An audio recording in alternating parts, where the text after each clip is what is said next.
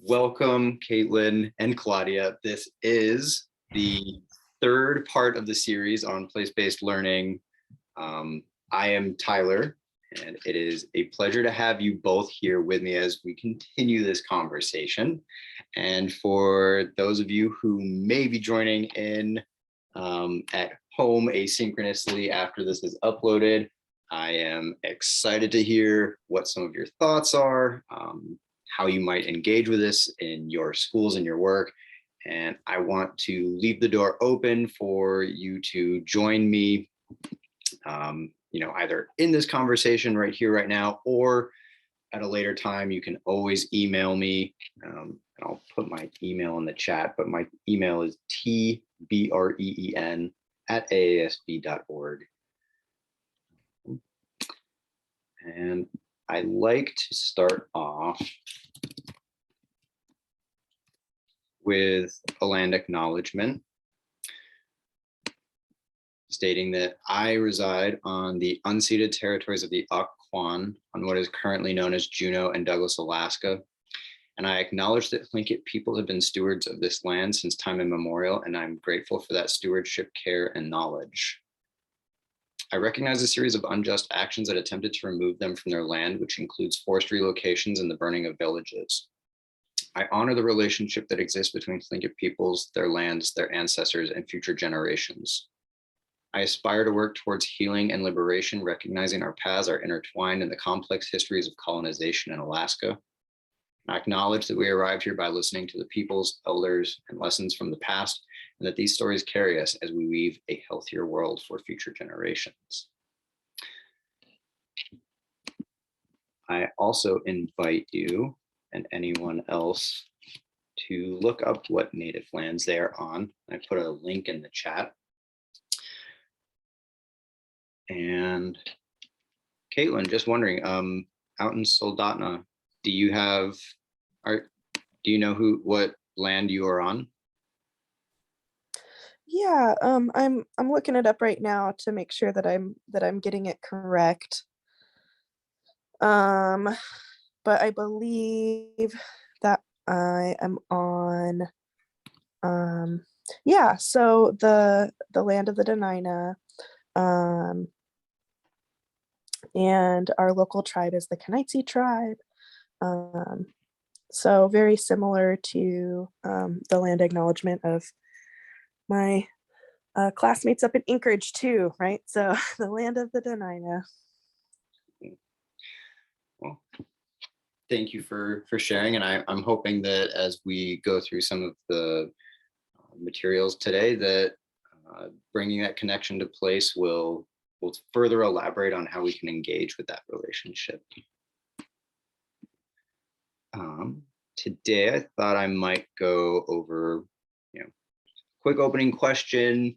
If I don't believe that you were here for part 1 or part 2, but that is totally okay because the conversation continues and builds, but I'll give a little bit of context to what we talked about before. Go over a little bit of voices from youth. There's a video from a community partner who has a lot of good insight, and then looking at what a relationship to place looks like on an interpersonal level, at the curriculum level, and the policy level, and then kind of discuss what we've seen in our own practice or studies, and then look at some next steps. Does that sound good? Yep. Awesome. And Claudia, you make a cameo appearance here as I start off to say, hey, how are y'all doing? And I want to know, what's your favorite spot in your community, a place that you go to just unwind? And mine is if you go out on the north side of the island and out towards Rainforest Trail, and then kind of walk off towards the beach, that area of the forest where occasionally when the high winds come, it knocks over some trees. But I really like how there's a really low undergrowth over there. And so the forest just seems extra tall right there. How about Did I hear someone start? How Oh, about you? yeah, I was gonna go. I think for me, it's really any of the Juneau beaches. I mean, so much of Alaska is coastline that we get to really have beaches to ourselves sometimes, and you just really get to be out there and zone out.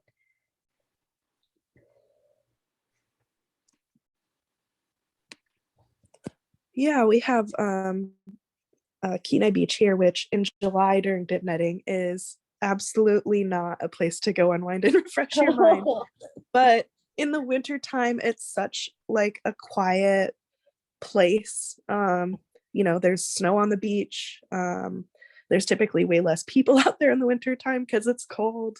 But it's really stunning, especially on days when you can see across the inlet to read out. That's really special. But also, I'm a huge fisherman, and you know, it's pretty. I feel pretty lucky living on the Kenai because it's a really special river. Um, and although again in July it's not I a was very gonna say, quiet, peaceful place, that the the rest of the year it's very special. And that the beach that everybody goes down to from Anchorage to go fishing? yes, Oh yeah, my yeah. goodness. I used to work right up the hill from there, and it was absolutely insane. But um, it's just such a special place in the winter time. So um, yeah, avoid it in July, but it's really beautiful otherwise. Well, thanks for the insight, and you are definitely in good company among others who like to go fishing. Claudia just like fishes me under the table. She'll get like 10 salmon and I'll get one, but still trying to fill my freezer this coming season. Yeah. Let's see, just to go over a little bit about what we talked about in previous sessions. Just looking at why is it important to have a connection to place, and I always like to bring in Genki's voice to that reason, and we'll have a video from her in a little bit. But she says if there's only one tie that connects all of us, it's place. Is that we all wake up and the tides are coming in. It's what connects us as people living, surviving, and thriving in a community and living our lives to be successful by the definition that we define in that community. And so no matter what approach we're taking in school, we're all coming to school from this area that we live in. And so our relationship with that area and its history and the people that make it what it is what drives our ability to engage with one another in that learning context. We talked about what does cultural representation mean and how we can bring it into the classroom. And especially in a district or in a state, as diverse as Alaska, cultural representation can mean so many different things. In a district where you might have a very commonly spoken language other than English, or if you have a huge diversity of immigrants and native students, and just what that patchwork of diversity looks like and how you can uphold those students' unique experiences so that they can see themselves in schools.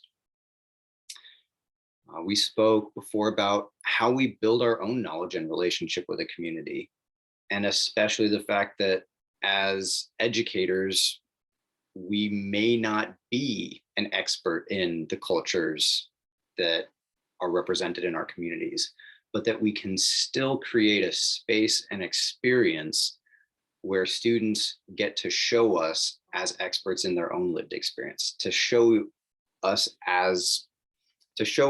how school applies to them and in what ways, and how it's used perhaps in a different context that we don't always see.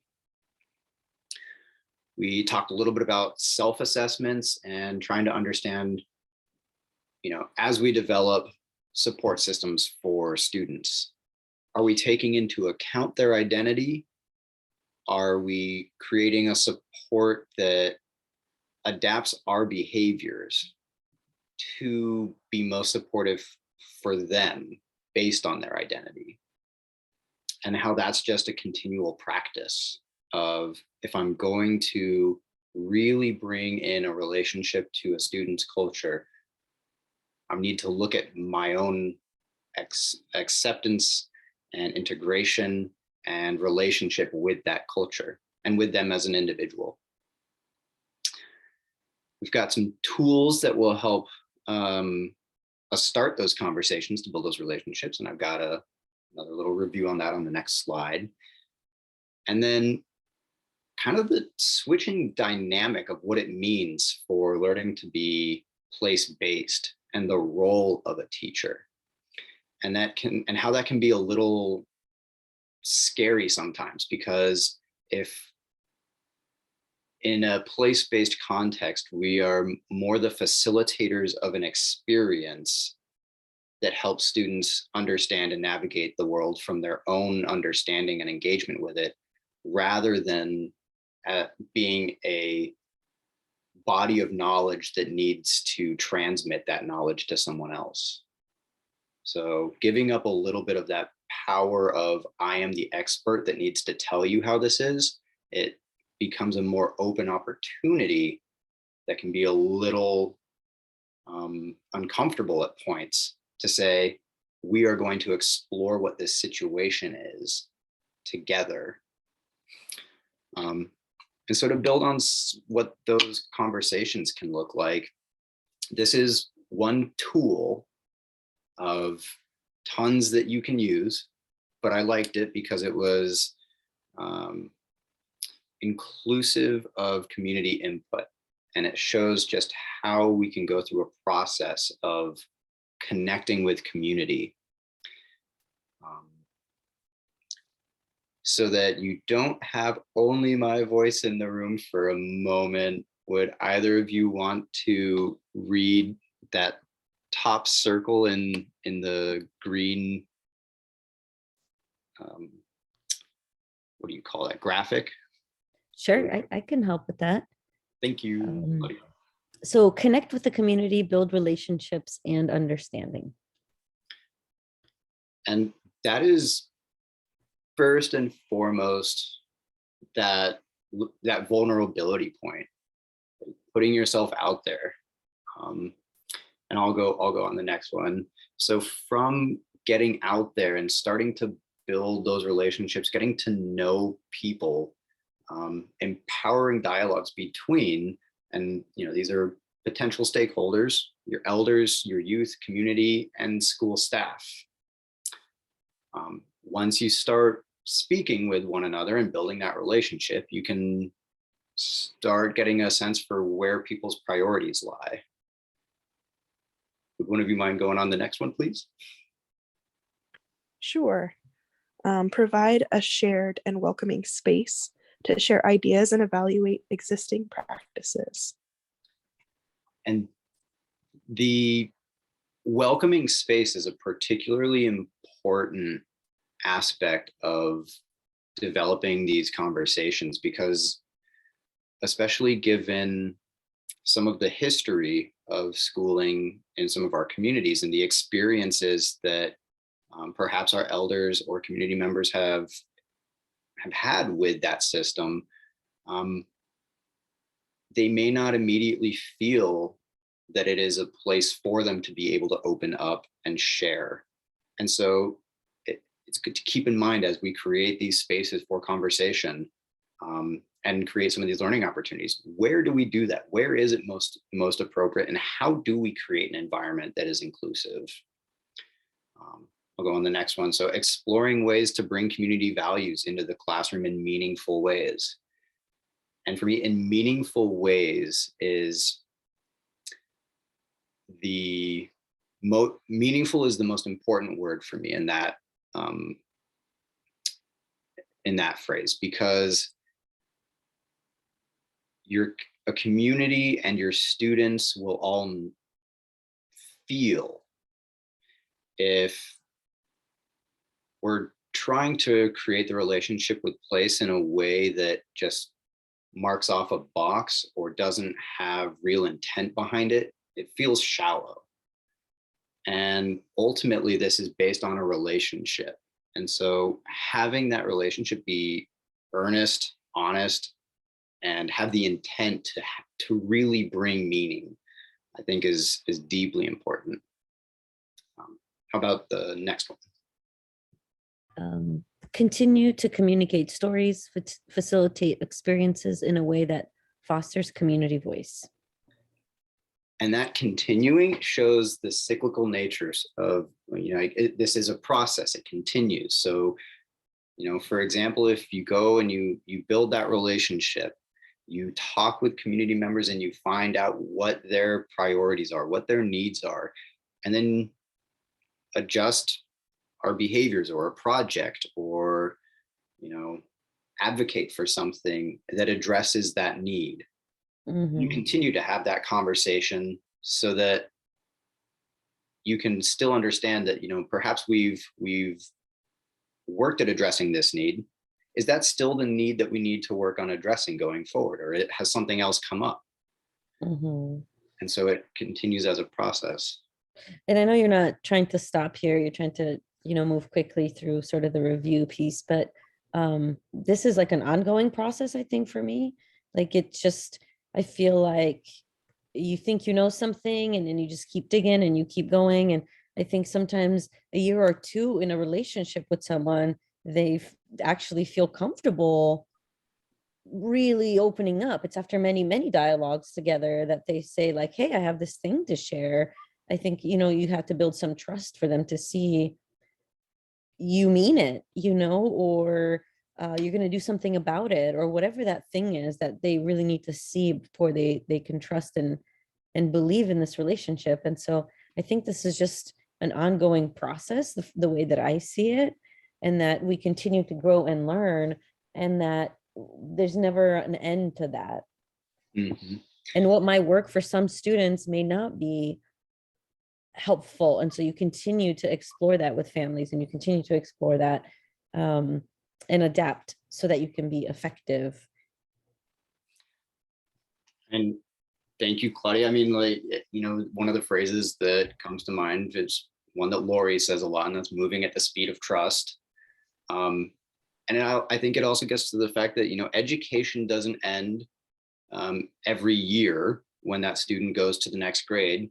It doesn't end when, high school is over, or even if post-secondary, like, learning doesn't end at that point, because it's that education is that developing of your ability to navigate the challenges that face you. And so it is a continual thing. And what we are setting students up to do, and what we are setting ourselves up to do in our community, is to address those challenges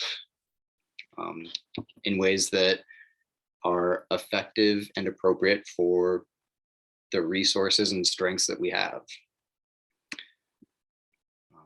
So for the review, I think ultimately, like, it's empathy, understanding, and building relationships. And while there's that one particular framework for conversation that I really love, ultimately it's listening to people, hearing their concerns and taking them seriously.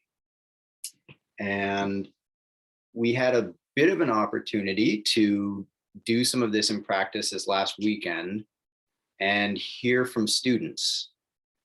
We had the Youth Advocacy Institute, and when we're thinking of whose voices we want to bring to the table, I want to really encourage, and Caitlin, it sounds like as you're working with towards your MSW, like, it's that individual interpersonal relationship with a student and finding out what their needs, what their concerns are. And so this is just like a quick snapshot of what some of that can look like.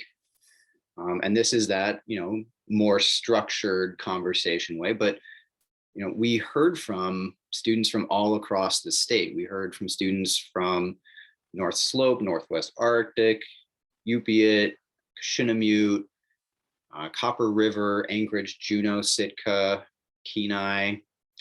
And the things that they brought up as the challenges facing their communities are the same conversations that the adults on the other side of the room were having. And they're not small conversations. They're bringing up really big concerns.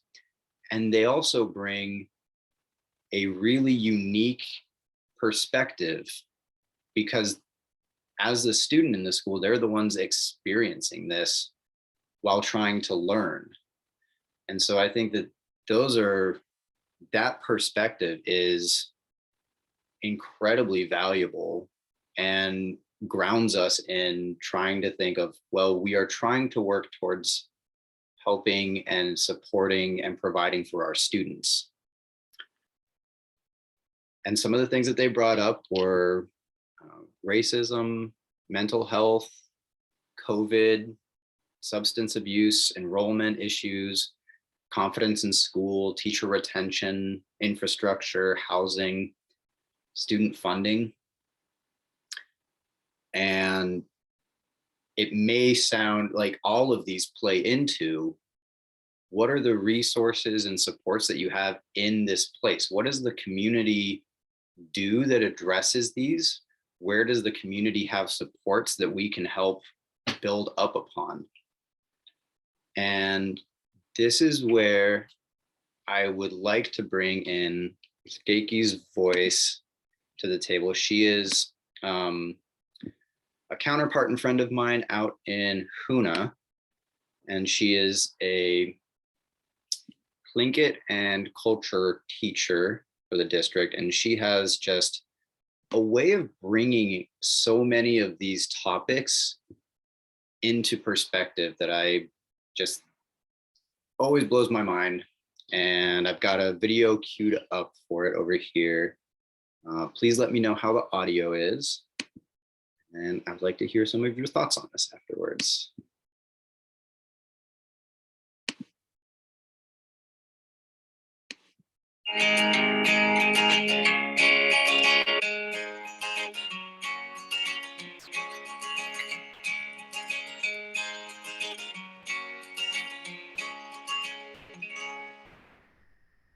You know, if I was to start sharing a little bit of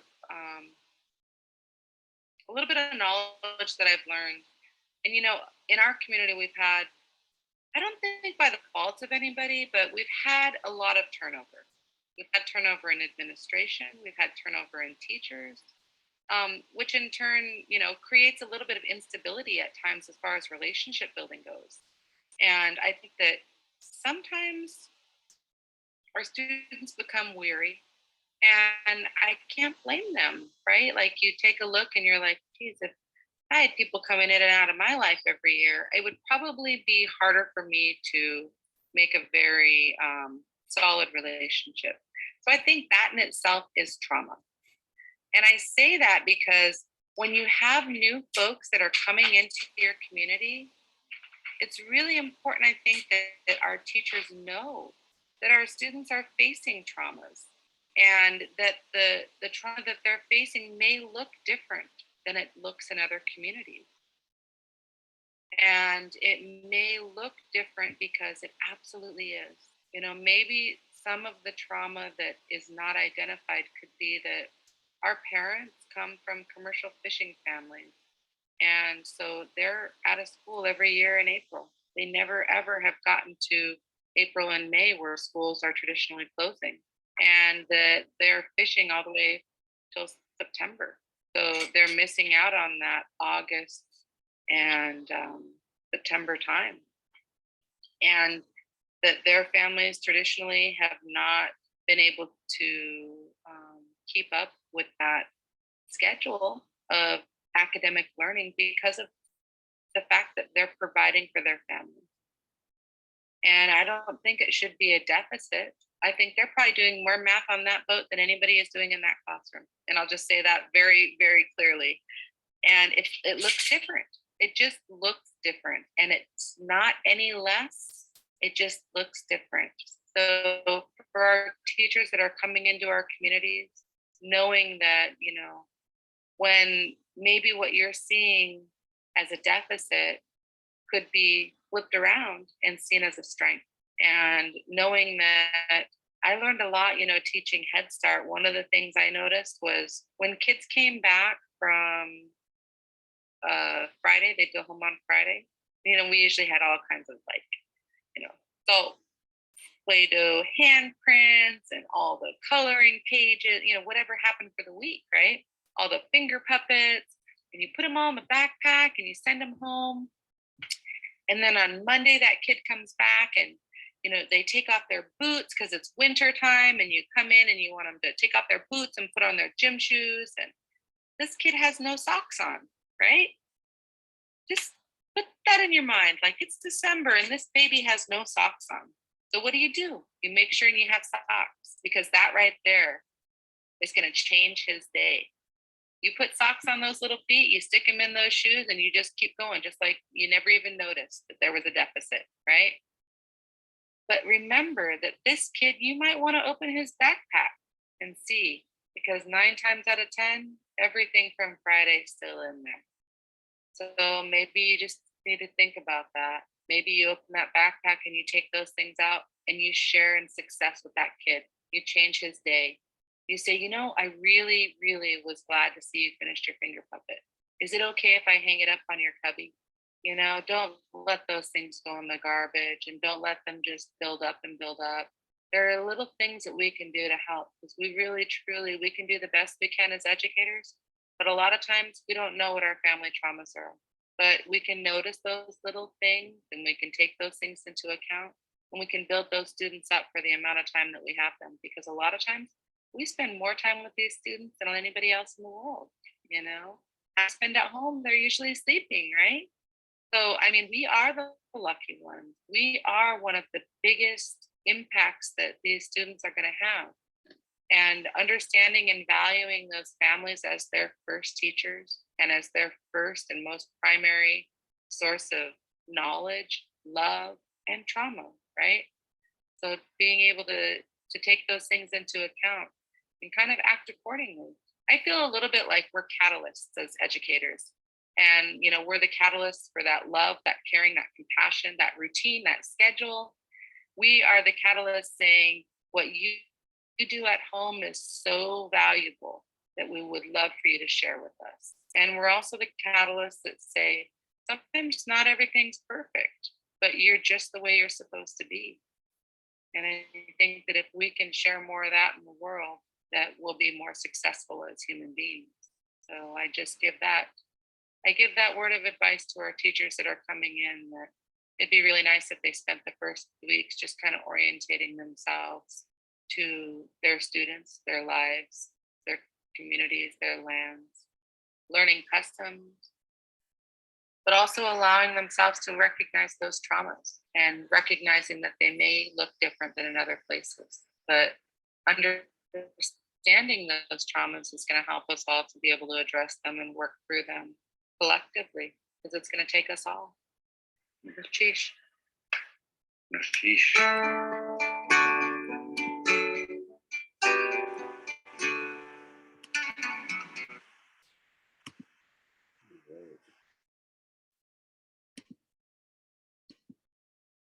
There's always so much to unpack with those videos from Genki, because she has so much. I feel like just the way she describes her approach and what's going on in her community encompasses so much of what we are talking about here. She hit on teacher retention. She hit on the experiences that our students have at the home, the calendar upon which instruction happens, and whether or not our students can realistically engage if they're part of a fishing community. And so I was sorry if you hear my dog growling in the background. I wanted to just open up and see, Caitlin, Claudia, what are the kinds of things that you have seen in communities that are unique circumstances that might be seen, as Genki said, as a deficit, but could really be turned over and be a strength. The one that I was kind of looking at it initially was like, are there seasonal subsistence or employment that students partake in? Or Caitlin, as you think of going into the school and being a support for students, just understanding what are the responsibilities that students have that also serve as learning opportunities, but might also be something that provides for their family outside of school. Yeah, I think in the local community here, there's not as much subsistence hunting and fishing as there is in other parts of Alaska. We're on the road system, we have a Walmart, we have a Fred Meyer, but there are families who do a lot of commercial fishing in the summertime as a family, and it's like all hands on deck, literally. Like the kids are there too, picking nets, and it's just a big identity of some of these kids. There's one kid that I'm thinking of in particular, and his dad had a boat, and the fact that he didn't get to go out with him one summer because of some circumstances that I was kind of helping him through, that was like a huge blow to his identity, and like his sense of like integrity and like self-esteem. All of a sudden, he's not this commercial fishing kid, he was just a kid with problems. And so that was really interesting to work through with him. We also have some families that sort of commute into town that kind of live more like the homestead life, that they're again, another family in particular that's coming to mind. The dad has a veggie bus that he drives around town in the summer. You know what I mean? Like he's the veggie bus guy, and they've got like I think 5 or 6 kids, but all of them are involved in not only like the cultivation of the crops in the summertime, but like clearing trees to make more fields and put up more high tunnels, and these kids are very much involved in like that day-to-day labor of their lifestyle. So their ability to engage in like traditional public school is completely different than a kid who lives in town in Soldotna, right? So I also had an experience. I worked at a residential treatment facility in Kenai, and we had kids from all over the state who had to be placed there. And these were kids, like I said, from all over, like tiny rural villages from, up north to the, western coast of Alaska, down from your guys' neck of the woods. And each of these kids came with a totally different identity, and trying to honor that identity that they came with and make sure that we used that and played on those strengths while they're in a completely different community, away from their family.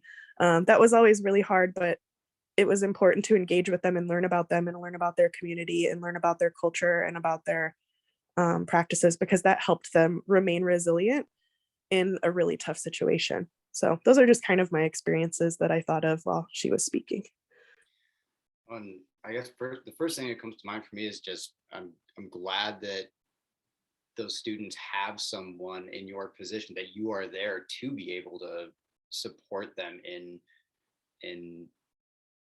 maintaining that connection to their identity and working through the things that might be difficult circumstances that make them confront that identity and how much they're able to engage in it. So, I mean, again, just shows the value of having you there and having the mindset to be able to support them. Something that you mentioned of supporting that identity when they might not be in the same community makes me also think of something that relationship to place. We often do think of rural communities and that that particular kind of relationship and subsistence.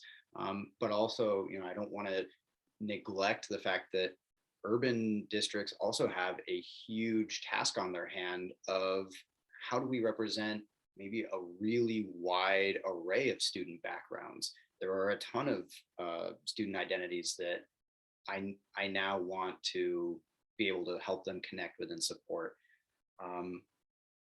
And that means, families that come from another country who immigrated here, families that might have parents who speak another language other than English or whatever other language is the primary language of instruction.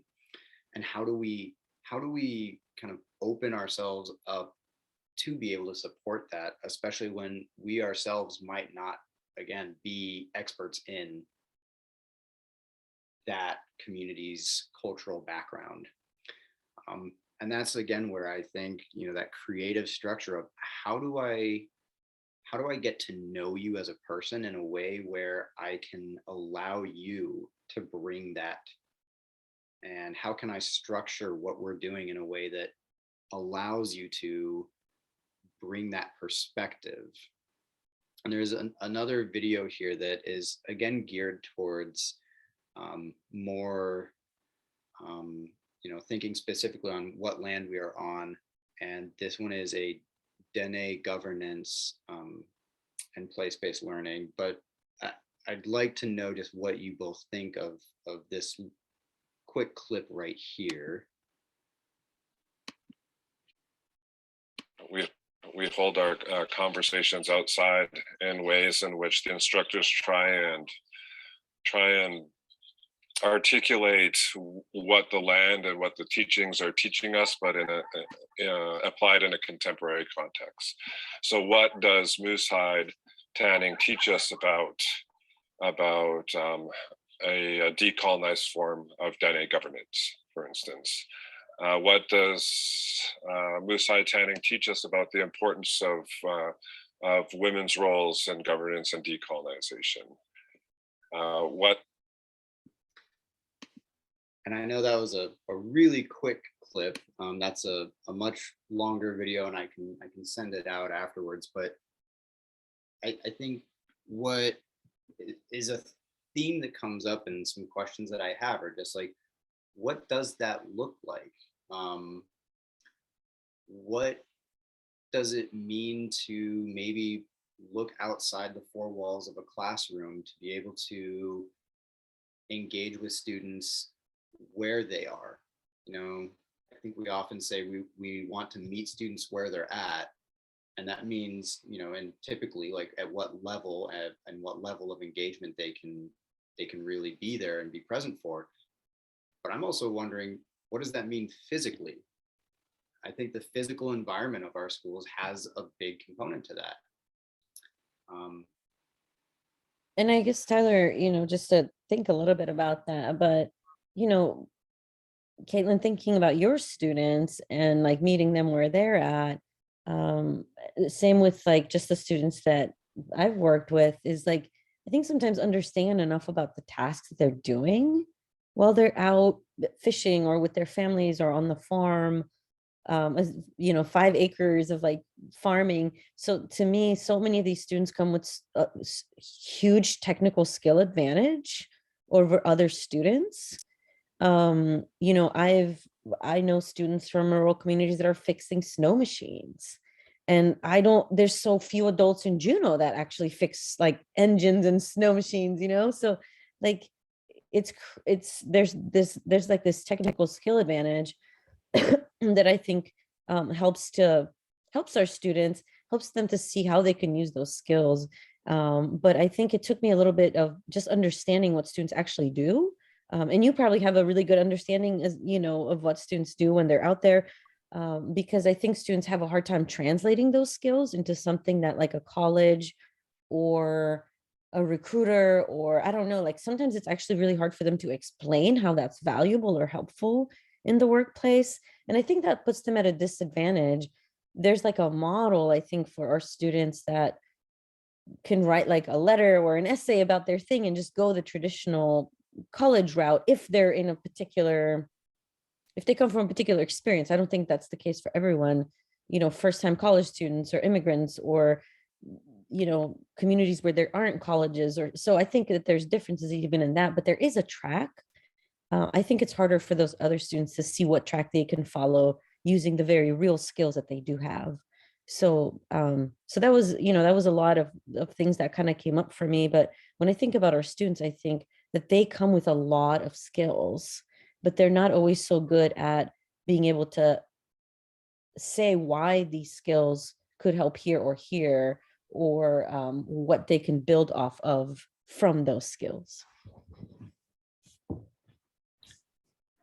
And Caitlin, feel free to jump in at any point, but I also think that Claudia, to that point, that translation of those skills, because they're so well adapted to addressing the things that they need, and they have so many life experiences that impart this knowledge. And as of right now, we don't necessarily have a system that is really good at translating that into what is the next step for, you know, that post-secondary, for example. And so I think that that's where it takes that creative kind of support, where we have someone like, you know, a community member who can help them create those connections, who can help have those discussions with them, who knows those students well enough so that they can say, you know, I know that you've told me you want to do this, or you have this goal, and I know that you can do so much of that already. This is how we can show people that skill set and communicate it. And I think those conversations, that getting to know them and getting those conversations to take place so that they can see and connect it to what that next goal is. That makes sense. I think that does help too, having different kinds of adults and being able to have access to those adults that can help bridge for them. You know, I think like we work with Metla Caitlin, and there's a lot of fishing down there too. I mean, that's just the thing, you know, that it's all hands on deck, same kind of thing. And sometimes students might know the process of like, I know everything. I could be on the boat and all these, like they know a lot of those skills, but they may not know how to like get a boat of their own, or they may not know, you know, what it looks like to start working for a captain. What does that mean? How can they negotiate for a salary?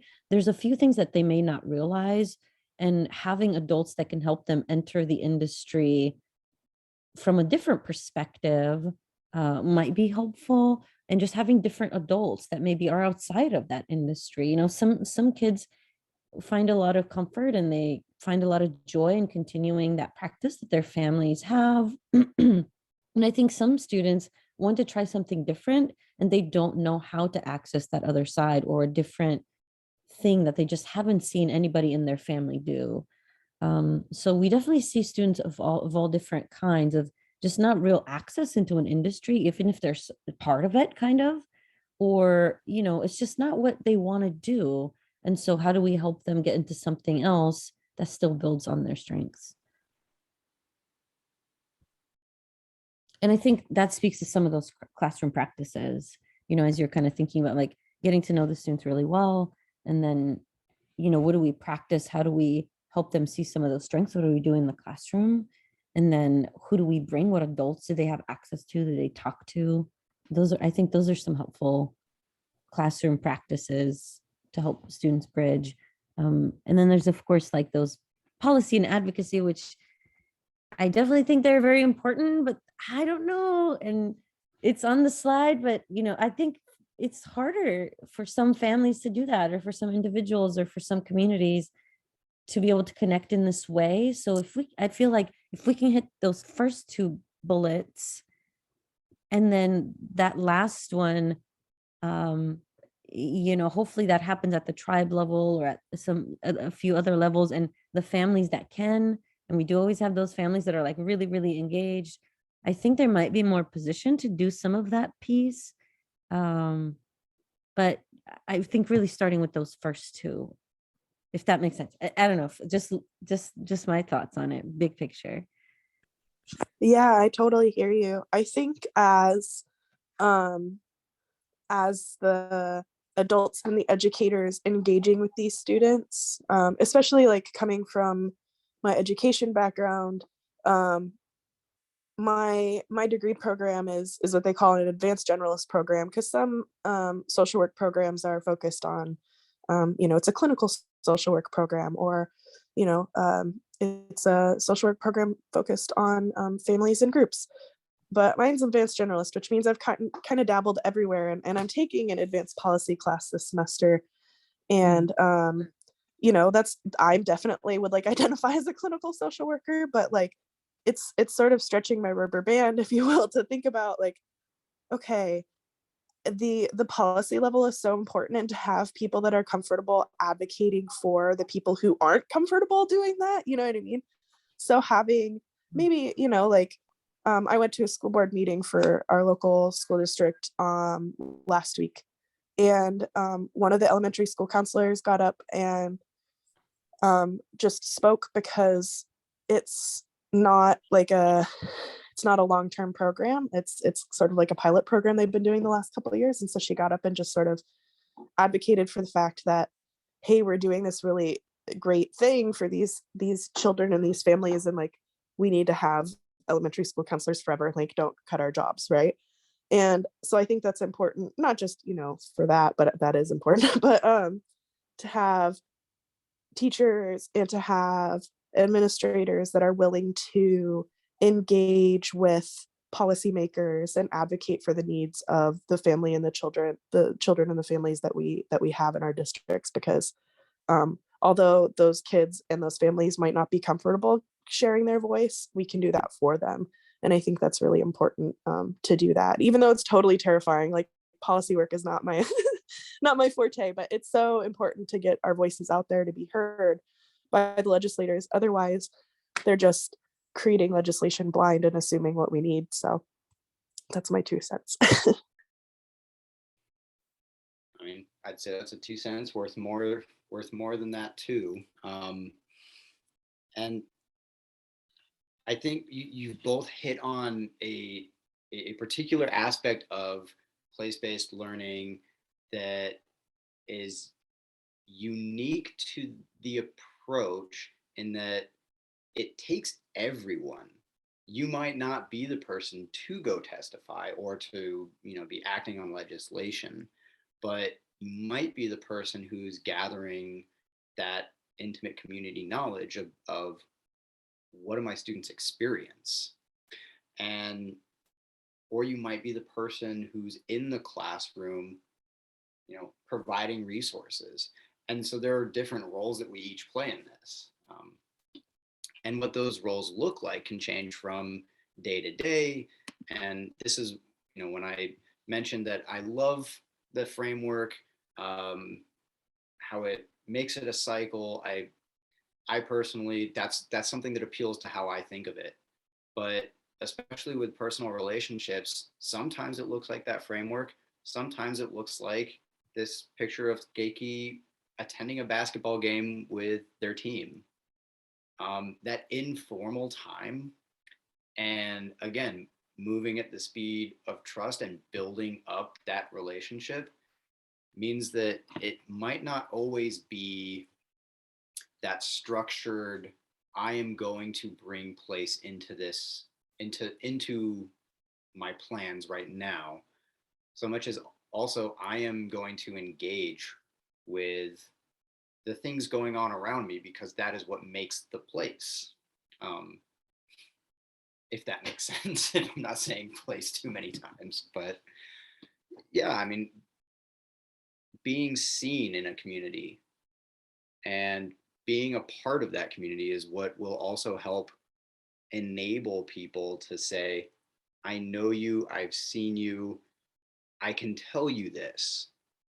And it's when you get to that point where people don't necessarily are comfortable enough to not need a structure to tell you what they're thinking.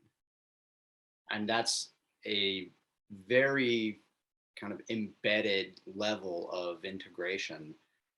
But it's something that, especially as we think of educators and the turnover in our state, it really is what a lot of these policy and practice and relationship building are looking to get to.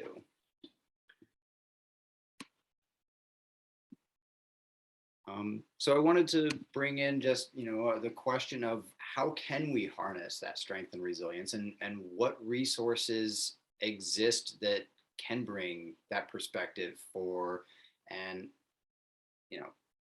you can add different parts to this as well, but is it, languages, tribal government, local ecology? I suppose who are the people that you can reach out to in your community to get that input that might not already be in the school?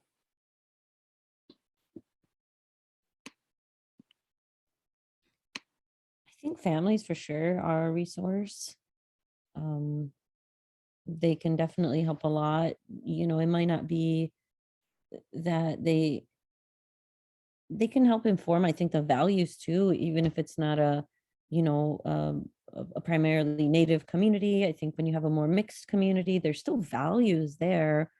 The way that people live or what they think is important is still there. And so I think families can help inform that. And then I think families can also be that link to help you understand the student a little bit better, so that you can adapt the things that you're doing to those students' strengths.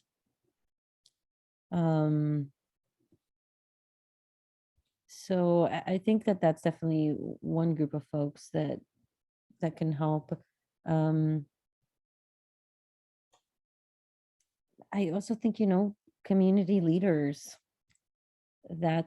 I think that's something that looks different in every community. But you can definitely understand a little bit more from the different values amongst those leaders. And so it could be business leaders, it could be a lot of different things. I don't think it has to be one type of leader. Like it has to be like the mayor or something, like who do folks sort of pay attention to? So, in some communities that's churches and folks that, interact and value things in that way. And I think we all have different beliefs. And so, how do you show yourself to build these relationships? I don't think you have to be like a different person or be like the community to build these relationships. But I also think that understanding and being able to listen, even if folks have different sort of beliefs or different values, people love to be heard and listened to. It doesn't so much matter as like being the same or being in agreement. So I don't know, those are some of the folks that kind of came up for me, thinking outside of our small rural communities where things are a little bit more mixed or things are a little bit more different. And yet still there's some values that people follow, and I think things that they find important and they live by those.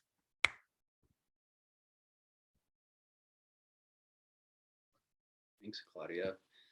I'd say even to that point of not needing to be similar or the same as the community, I'd say in some circumstances being very different from the community and sticking out like a sore thumb sometimes makes you an interesting person to approach and talk to. People will be like, what's going on? What are you doing here? I think, I don't know, I guess just that second question there. I don't know, working with guests, I think it's just really important to make sure that there's good communication and there's a good, good communication around the expectations that we have of each other as like, this is the goal that we have for our students. This is what we want them to hear. What is, like really preparing those guests so that we have, so that they really feel like they're contributing in the ways that you want them to contribute, and students are getting what they need out of it. And so I think that there's something about preparing the guests themselves, less so about like the classroom, And then I also think sometimes that there's learning opportunities, things to do with the students before you have folks, and then after, to extend some of those learning opportunities. Sometimes it's like things that students can do at home that they can bring in to make the classroom more welcoming. So I think that there's just really trying to make the classroom an extension of those needs and those skills that students have. So those, I think that was just some of the things that came up for me around like, how do you make your classroom welcoming? It's less about like posters or things, but like creating an atmosphere of communication. Absolutely. I think, that communication piece and how it happens, when it happens, and for what reasons. I've heard many educators saying, when I call the families of my students to say, hey, your student did awesome today. They did this really cool project, or just calling to let you know they're doing really well. It establishes that you can communicate with them, and it's not always going to be a defensive thing. And that breaks down a lot of barriers, because so many parents and so many families are conditioned to be responsive to negative news from the school saying, we really need to work on this. They're not doing X, Y, or Z. And having that positive reinforcement means that they're going to come into a conversation with you not anticipating something negative. And I think that's a really powerful thing, is when you have an interaction with someone, is it positive? And that's important.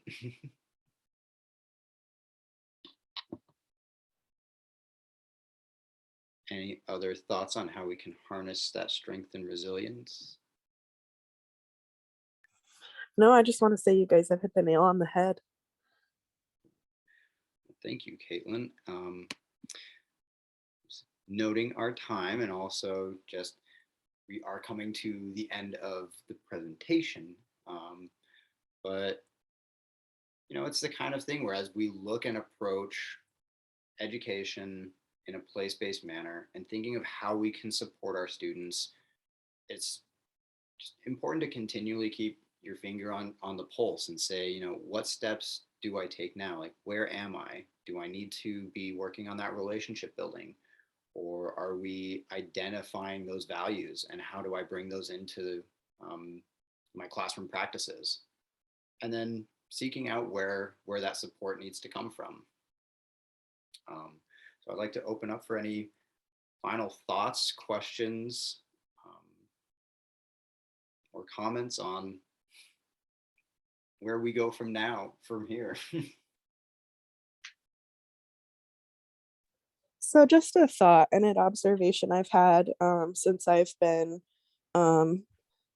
engaging more with the schools locally as a community member, when I hadn't really before, because my one and only child is preschool age still, so I haven't been able to engage as a parent yet. But one thing I've noticed is that I see an opportunity for the local schools to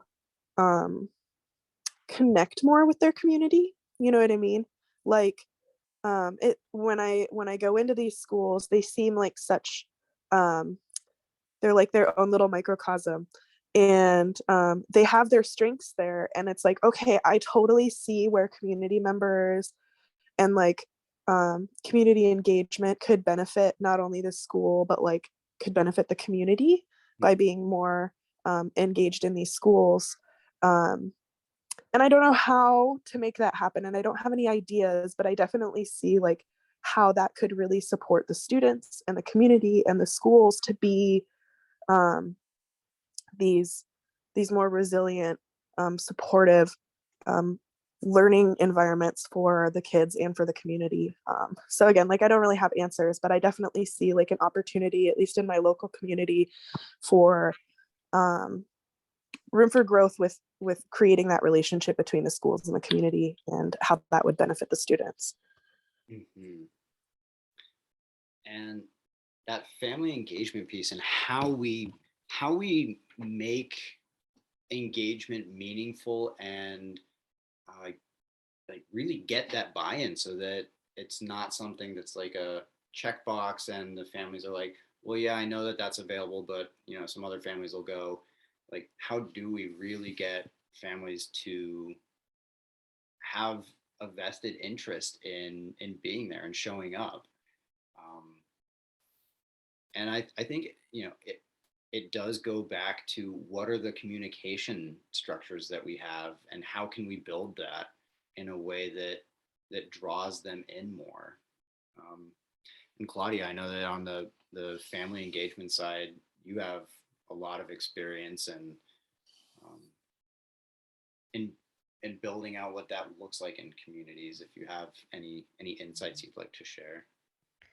So I guess, one thing that is something we think about, at least for family partnerships, is that idea that, you might, and it's not all up to you, Caitlin, but you might apply it at like a classroom level.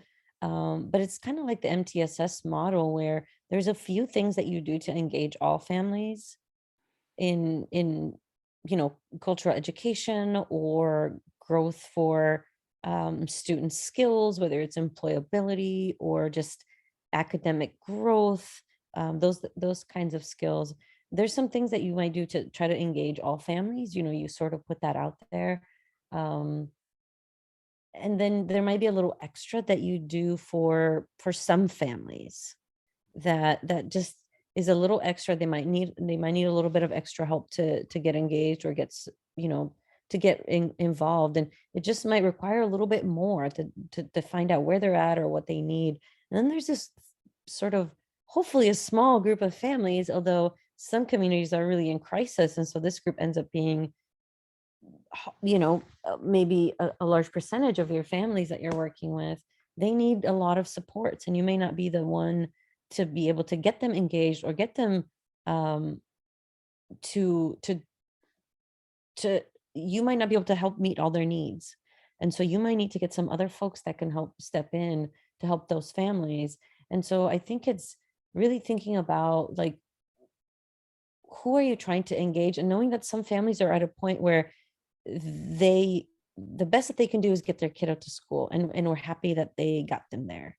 And so not expecting so much out of that family, that when they're already at their hardest, it's more about trying to support them and saying, how can we step in and support you at this time when you're struggling, and not expect more from you.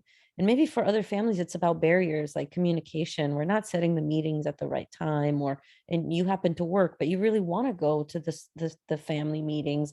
Like, let's figure out how to make that happen. And then for all families, there's like those universal things that you do. So I think thinking about what your families are experiencing and trying a few different approaches, and knowing that for some families, it may not be the time, and you may not be the person, and they may not be at a place where they can connect, but you supporting their child, it might be the best thing that you can do at the time. So I think trying to break up your families, trying to think about some of their needs, and thinking about your efforts and what might be some barriers that get in the way for some families as far as engagement. That might be one thing to think about. And you might already be doing some of that. You might already, as I was speaking or describing folks, you might already be thinking of like, oh, those are the folks that are always there when I'm like asking for things. We have those two families that are always there. And then, you might have some families that fall into some of those other categories. So I think that's one thing to think about.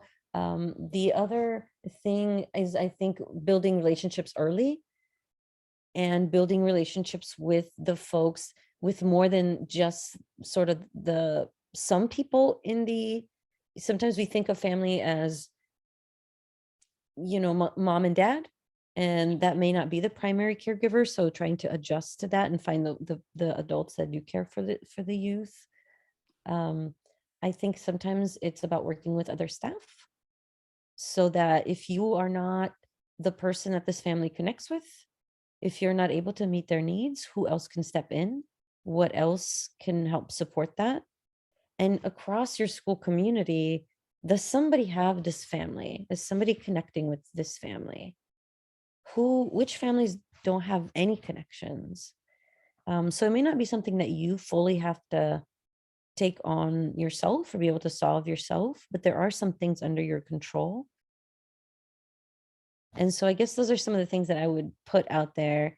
And you might already be doing them, or you might already have better ideas. You know your community very well. So that was just some of the things that came up for me. But as you know, families are not one size fits all.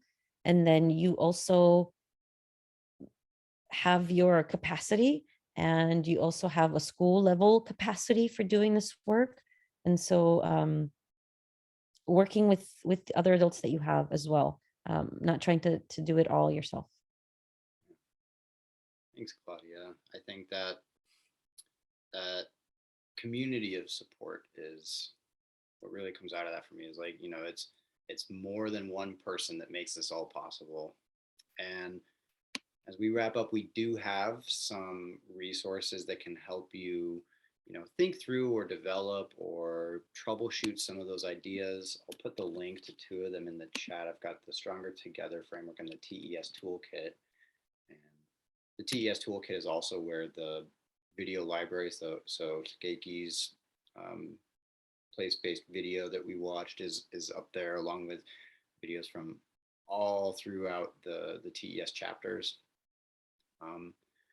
But Caitlin, I just want to say thank you for joining us today, for being as engaging as you have been, especially knowing that you are potentially feeling a little under the weather.